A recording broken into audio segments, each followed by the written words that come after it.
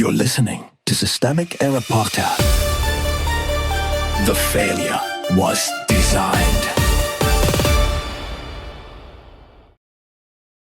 The margins are razor-thin, but one party will likely win Congress experts, based on an article by Matthew Rosser. The forecast is not the story. A horse race as cover. The source article is built around a familiar Dodge turn, a power struggle into a prediction market. It quotes forecasters saying Democrats may take the House, Republicans may hold the Senate, and a party sweep is still the likeliest outcome. That is the surface drummer. The actual political story is simpler and uglier. Trump and the Republican machine are already working the levers they control to shape the rules, the map, and the public's sense of what is normal. Who holds power? The people with real institutional power are not the pollsters and not the pundits. It is Trump, the Republican Party, and the officeholders and operatives who can use state power, redistricting advantage, and the federal bully pulpit to distort the terrain before a single ballot is cast. The article itself notes Republicans' mid-decade redistricting cushion and Trump's speech-pushing debunked election conspiracy theories and attempts to rig the midterms. That is not confusion. That is a governing strategy. The framing gets weaker when it treats this as just another variable in a close election. A party trying to rig the contest should not be absorbed into the same category as generic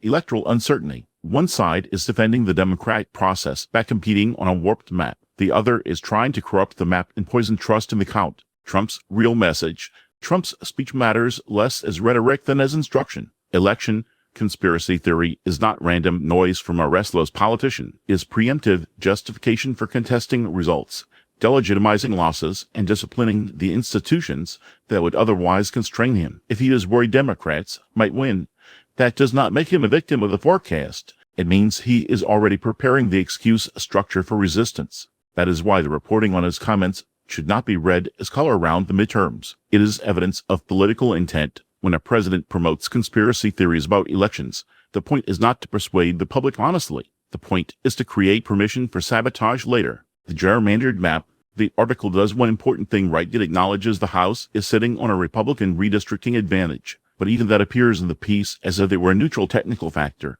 Like weather, it is not. Mid-decade redistricting is a deliberate power grab. It is the conversion of political control into structural insulation.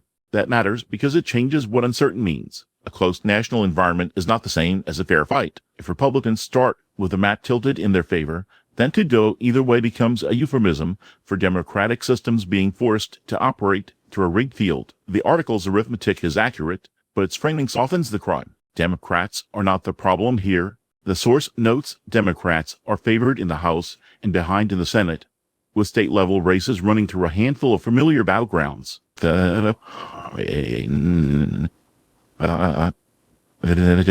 the important question is not whether Democrats have a perfect national wave. It is whether they can overcome an opposition that is actively trying to make political competition less democratic. That distinction matters. Democrats should be judged on whether they fight hard enough, organize well enough, and govern materially enough to earn trust. But they are not the symmetrical threat in this story. The threat is the party that uses power to pre-write the outcome, then hides behind forecasts when called out. Criticism of Democrats belongs inside a democratic coalition. It should sharpen strategy, not blur culpability. The pattern. This is the larger pattern. Authoritarian politics does not always announce itself with a coup. It often arises as administrative advantage, conspiratorial propaganda, and the normalization of procedural sabotage. First, you distort the map. Then you undermine faith in counting. Then the press converts the whole thing into a suspenseful narrative about which side might sweep Congress. That is the misdirection. The public is invited to watch the scoreboard while the referees are being captured. The real test is not whether one party wins both chambers. It is whether democratic institutions can still function when one side treats elections as terrain to be manipulated rather than consent to be earned. You've been listening to Systemic Error. Thanks to Alternet for today's article, with the automated voice of Norman. Thanks for listening.